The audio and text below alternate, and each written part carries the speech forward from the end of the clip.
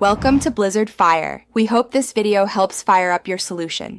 Start by confirming the screen is visibly cracked or completely black.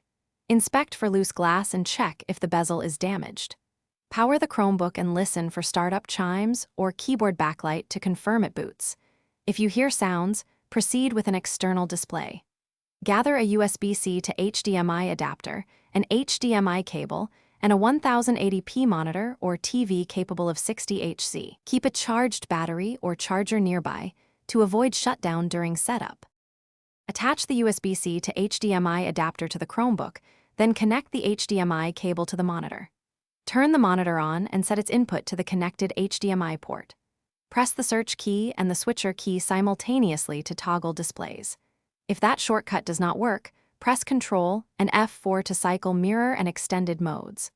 On the external display, choose 1080p at 60Hz for consistent performance. Adjust volume and brightness from the keyboard while the external screen is active. For daily use, enable an external keyboard and mouse for comfortable typing and navigation. Configure accessibility settings and display scaling in settings to improve readability on the external monitor.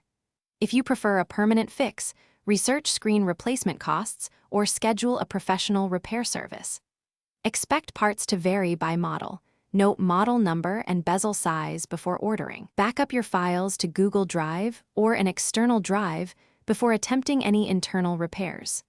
Power off and disconnect all cables before opening the chassis for safety. Thanks for watching. If you found this helpful, don't forget to like and subscribe.